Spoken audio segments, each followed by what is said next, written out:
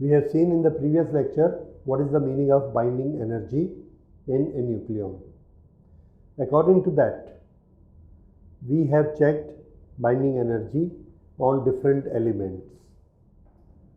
So, after calculation of binding energy of different elements, we have calculated binding energy per nucleon for different elements, and we made a graph for this. We find that binding energy for different elements is different. It is binding energy of a nucleon. I have made one representation here.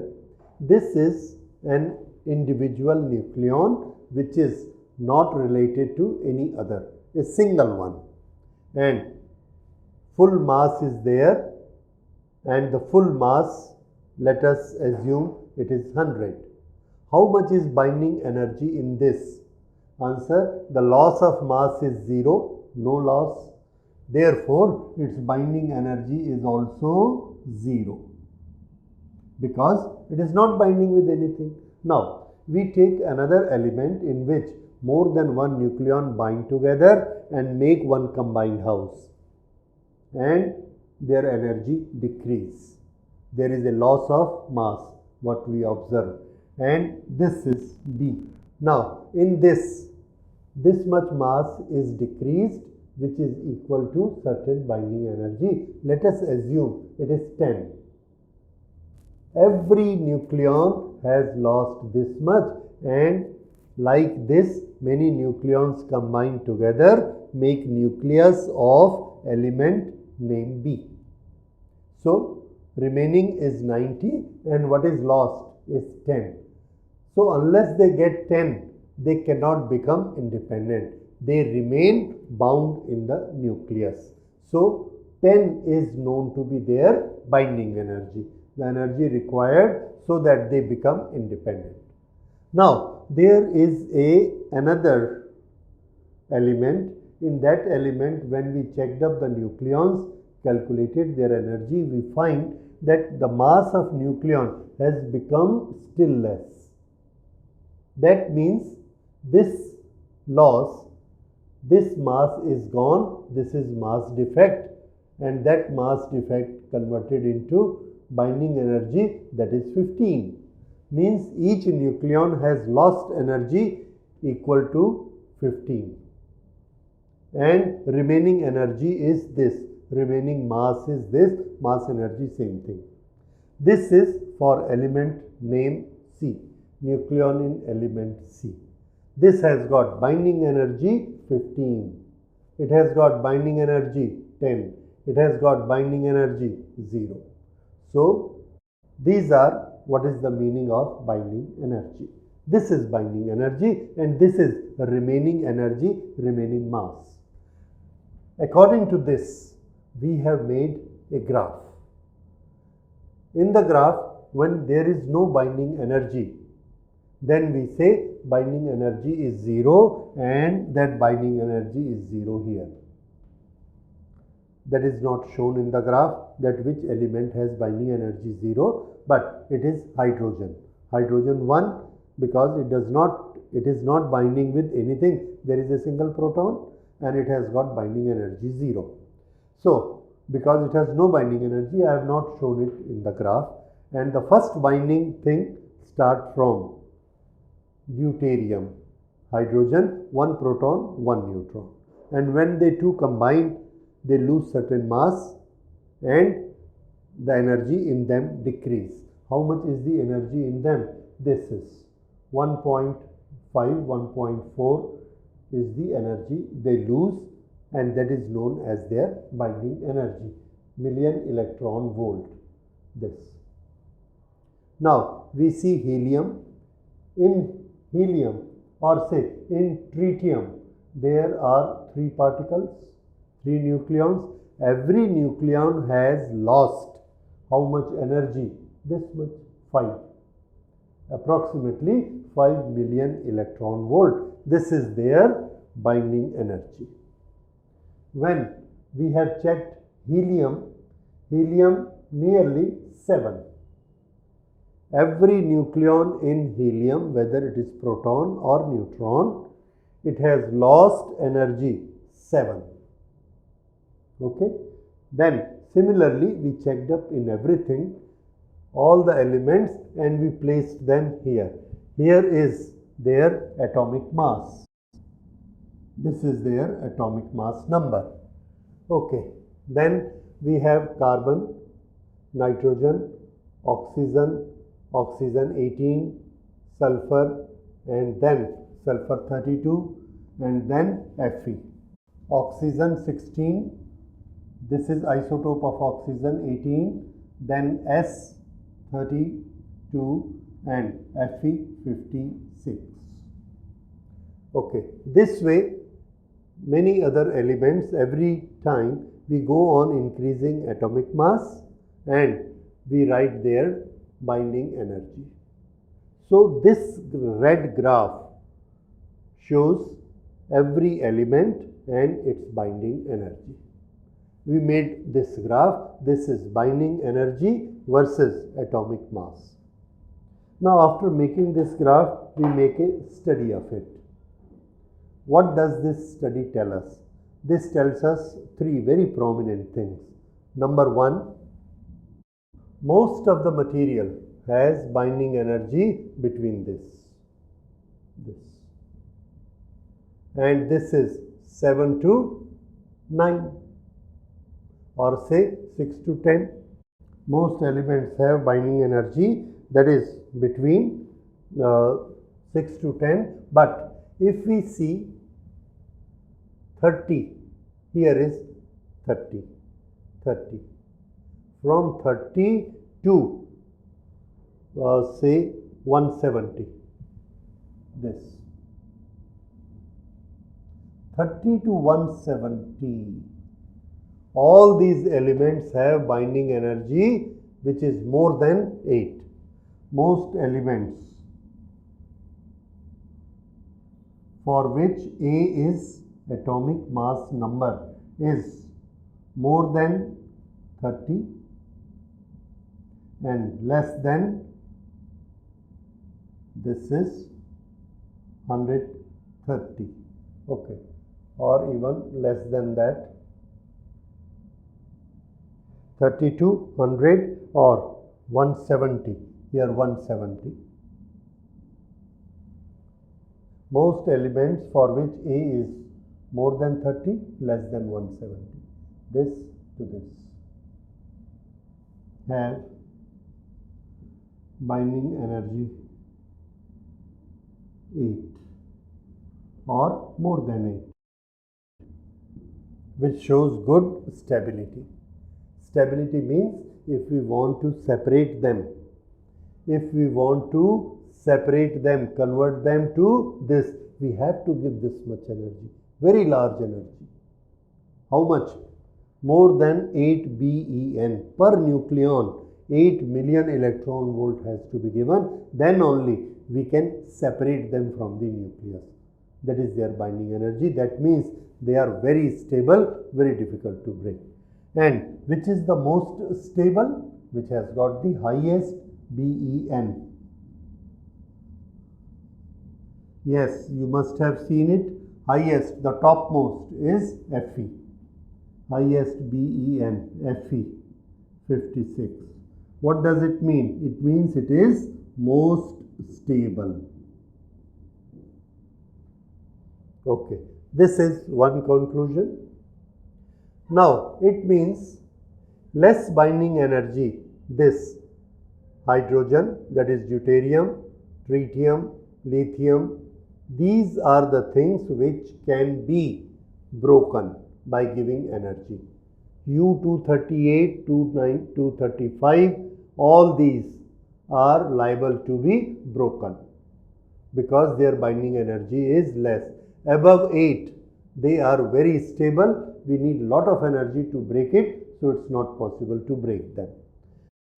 Okay, now we observe two more things, and for that we need to understand this first. This is, I have explained earlier. Now, if we are converting this nucleus to this nucleus, one nucleus B which has got all the nucleons, proton, neutron, who have binding energy equal to 10 and 90 is enclosed in their material. This is gone. Binding energy is what? Is it with the nucleon? No. It is the energy required to make it full independent status. So this is energy gone. This we are terming as 10, binding energy. Now, if from this B I convert a nucleon to C, which has got 15, then do I give energy to it or do I get energy from it? Yes, it was having so much energy, this is shortage. It is having, this is shortage. So if I convert from this to this, then I see that this much energy, how much? 5. This is released, energy released. Why? Earlier it was the energy which it was keeping and this was gone. This is keeping. Here it is keeping this much and this is gone, out. So if I am converting from B to C, energy out has increased, means energy will be released. B to C. Convert B to C, energy released. How much? 5. This much energy. This 5 energy is further released. When we convert this to this, 10 energy is released. When we convert this to this, 5 more is released. If we convert to a higher binding energy, more energy will be released. What is their nomenclature? This has got binding energy less. This has got binding energy more. So, what do we remember? If a nucleon is converted from lower binding energy to higher binding energy, then energy is released. Energy is released and we get energy.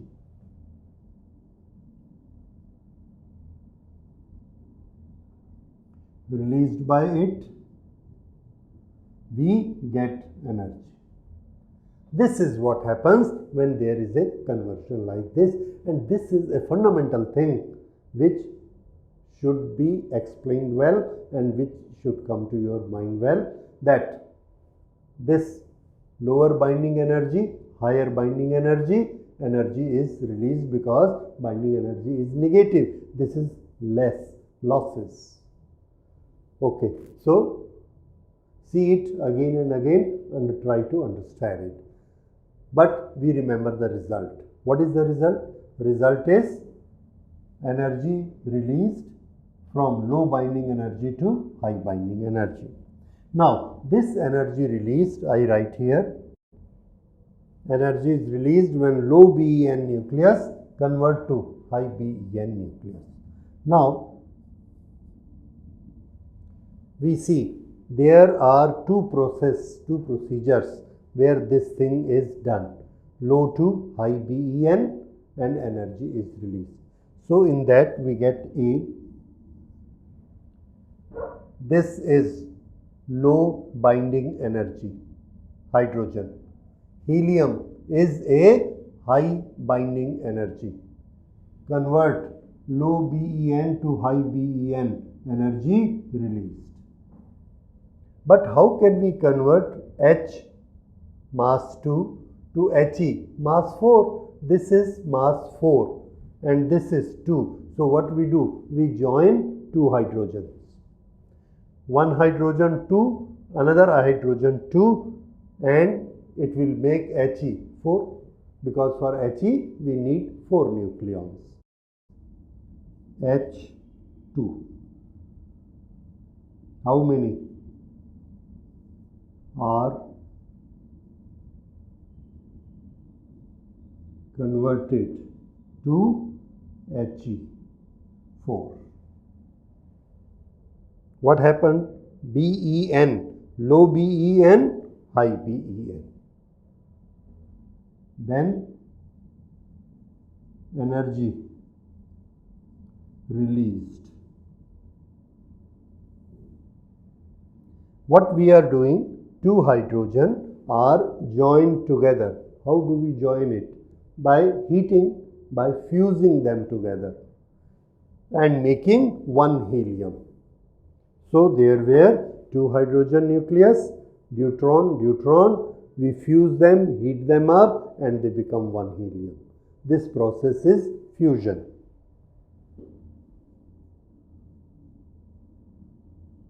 Fusion. So what is the result of fusion? Energy released. What is in the fusion? Two hydrogen converted into He. What is happening inside? Inside low BeN to high BeN. Here, this is low, this is high. There is another method of doing low to high. See, uranium is low here. This is the level of uranium. See the level of krypton, niobium, Sb. All these are at a higher level. This is 238. 238 in one sphere. This is only 100. 97, 97, 96 like that.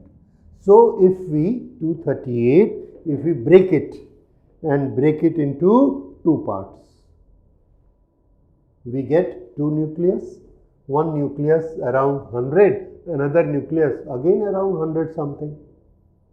So there will be two parts of it and both parts are here. They have got higher BeN. So what we have done? Lower BeN converted to higher BeN. Here each nucleon has got energy which is 7 point something. Here each nucleon has energy which is 8 point something. 7 to 8. So what happens? This much energy is released out. This is the another method, another procedure. What we have done? We have broken it to two mid-size particles, two mid-size nucleons. And we are counting energy of each nucleon. Each nucleon here is having this. Each nucleon here has got this because binding energy is more here. Binding energy is more. So we get release of energy. So this is our second procedure. In this we have not fused but we have broken, and this breaking is known as fission. Fission. I will write it here and I write the example first. U238 broken into two mid-size. Mid-size is around 100. This process is known as fission. So there are two types of process, low to high. Low to high. Here we have to break it because this is a large nucleus. Here we have to join them because it is a small size nucleus. This is fusion, this is fission. But what is common in them? Common in them is we are going from low binding energy to high binding energy. We are going from low binding energy to high binding energy. And both this process energy is released. So this is called fusion, this is called fission. This is the process and this is the binding energy what we have. So this is binding energy and how we get nuclear energy. This binding energy we are getting from nucleus, so we will term it as nuclear energy. This is the nuclear energy which we are using for our power purposes. We can use it for making the power as well as it is used by in the nuclear bombs, hydrogen bomb, nuclear bomb. That is this energy what is being used, and how this takes place, what are the actual reactions, which elements are used, which element we get. that we will see in the further lectures.